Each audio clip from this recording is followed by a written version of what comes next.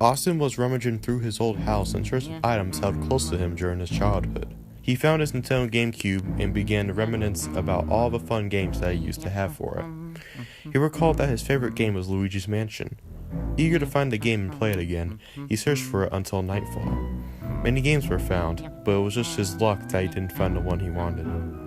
He went back home and plugged his GameCube up to see if it even powered up.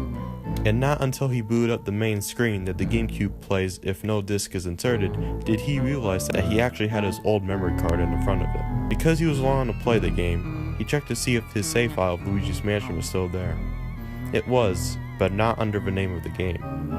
Instead, it read, "Good Night," which was what it played when he died in the game. The icon of the game was still there and completely normal, so he didn't think any more about it. He went to bed and woke up the next day with an even stronger urge to play the game. He went to the local game store and asked for Luigi's Mansion, but they didn't have it in stock. He had the same results as every other store he checked, and it began to anger him. He then resorted to what every other person with the internet does when they want something: check to eBay. Oddly enough, there was but one person selling the game. He had posted pictures of the disc and it looked like it was in perfect condition, with a few minor scratches on the back. Austin decided to buy it, and it arrived at his house several days later. Filled with anticipation to relive his childhood, he tore open the envelope and got the game out. He flipped it over to look at the back, and the scratches didn't seem to be in the same position they were on the picture. Upon closer inspection, he almost thought the scratches made out the words "Good Night." Ignoring this, he put in the game and began to play it. The regular main menu screen opened up, but he realized that there was only one save file instead of 3 like normal. The save file was up to Area 4, which implied that he had either beaten the game or was very close to it. Something odd caught his eye before he selected the game. The boot counter that told him how many boosts he had caught said 50 out of 50, but the boost body was gone. Only the red eyes were left, which usually only appeared on King Boo. He selected the game, only to be killed immediately. "Goodnight," said the game in almost a whisper.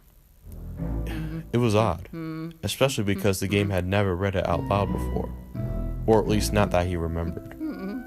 There was a power surge, and he had to reboot his GameCube. Out of curiosity, he checked the memory card for the save file again. The icon of Luigi had a horrified face that almost looked as if he was melting. Once again, it still read "Goodnight." He went back to the game and selected the only save file once more. He was immediately spawned into the final boss battle, which again never happened. No matter what, Luigi was always supposed to spawn in the main room. Bowser from the sky like usual, but something was different. He was more demonic looking, with longer and sharper horns, and his yellowish skin was now a dark red. Bowser let out a scream and the battle began. He was unable to evade any of Bowser's attacks. He died almost instantly, and again the game read "Goodnight" in a slightly lower pitched voice. It was clear this time and no longer a whisper. Again, his power surged. He hoped that it didn't happen again, because usually if the power surges 3 times, it goes out. He booted the game back up and checked the memory card. Luigi's neck was all that was shown, and the game save file read "Cursed." As much as he didn't want to, he booted up the game once more. The boot counter now had strange characters instead of numbers. The red eyes were now gone, and in its place was Bowser's head, bloodied and eyes sunk deep into the sockets. Austin clicked the file and began to play. It was normal this time. He spawned in the main room and checked his map. All the places were unlocked, but one room was dark red with the words "Goodnight" on it. Words never appeared on the map, so out of curiosity, he began to go there. On the very top floor, he opened the door. The walls were red, with blood splatters everywhere. Portraits of demonic ghosts were everywhere, and one was rattling. It was the portrait of the evilest looking Bowser that Austin had ever seen.